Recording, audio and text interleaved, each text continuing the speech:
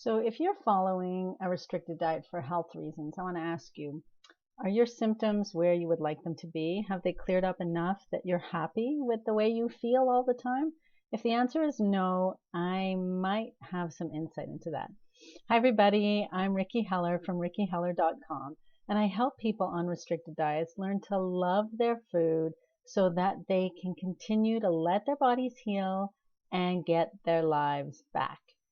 So when clients come to me, I've noticed that there are generally questions around the ideal diet. And really, when they ask, what can I do to get better? There are really only two parts to the answer to that question. What does it take to become symptom-free for life? Part one is what I get asked about, the ideal diet. What should I eat? What are the foods that are best for my body, right? And then part two of the answer is, once I know that diet, what can I do to ensure that I stick with it for the rest of my life without slipping up and causing my symptoms to recur? And I think what's interesting is that the focus, in my opinion, is skewed, and I'll tell you why.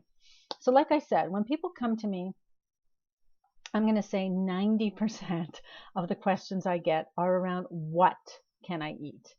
Is it okay to have sweet potatoes on stage one of an anti-candida diet?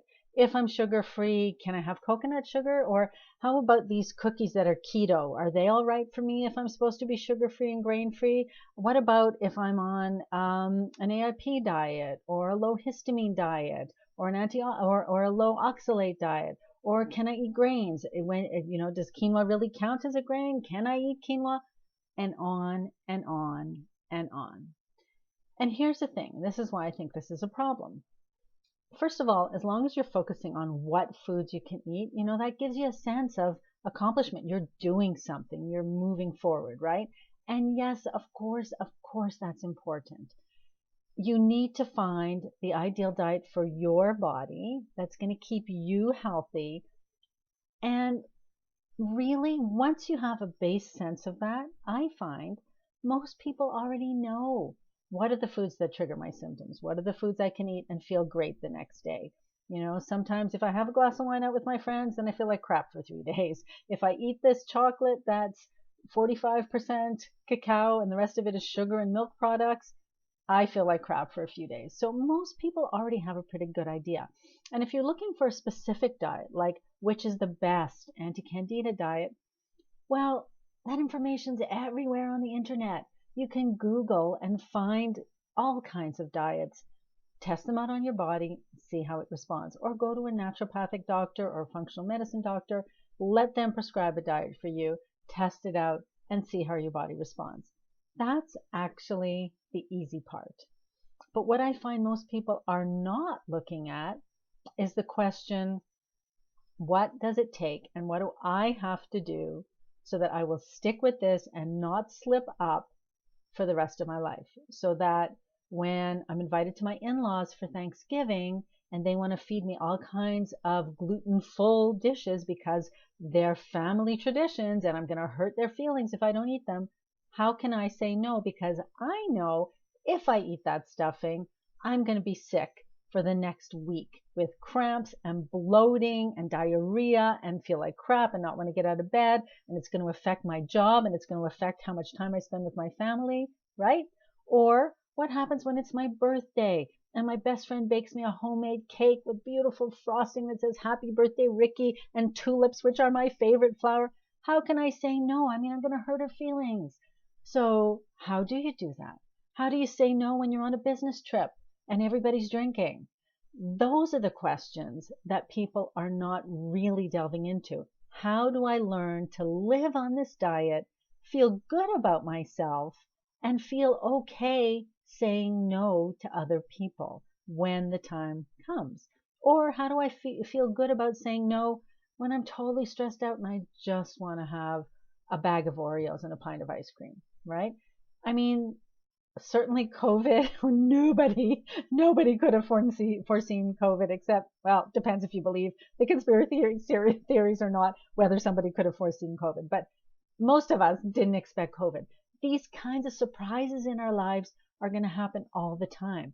And if you fall off your diet every single time you're uber stressed or something bizarre happens in the world around you, guess what? You're going to be falling off the diet all the time. And what's the consequence of that? You will feel sick. Your symptoms will come back. And for most conditions, especially chronic conditions, when they come back, they're a little bit worse. They last a little bit longer. It's harder to get rid of them. And your body deteriorates a little bit more and more and more every time. Is that what you want for the rest of your life? And I don't care how old you are, whether you think you have 40 years left or you think you have 20 years left or whatever it may be, you can be healthier than you are now. I just know it. I've seen it happen to so many people. When you eat the foods that are right for your body, that help your body heal, you start to feel better. You're able to spend more time playing with your grandkids. You're able to go on vacation with your husband and have a fabulous time hiking or walking or dancing, go to restaurants, do all the things you want to do because you have taken care of your body. So I would urge you to think a little bit differently about the questions that you're asking. Instead of saying, what's the right food for me to eat? You can try a little bit and see how it goes. Your body's going to tell you. But the much more important question to look at is, what do I need to do so that I can feel good sticking with this diet, which is going to let my body get better and is going to allow me to get my life back? All right, everybody, I hope that was helpful. If you need some help sticking with it, I have a first step for you, which is a free guide called 3 Simple Shifts to Stay on Track Right Now. And it has 3 different approaches to sticking with it. It's at rickiheller.com/3 simple shifts. That's the number 3 simple shifts. rickiheller.com/3 simple shifts. I hope you grab it. If you do, let me know what you think, if it was helpful for you. And as always, leave some comments below. Let me know what you think. Let me know what's happening for you. I always read all the comments and respond to them. All right, everybody, I hope you have a great rest of your day.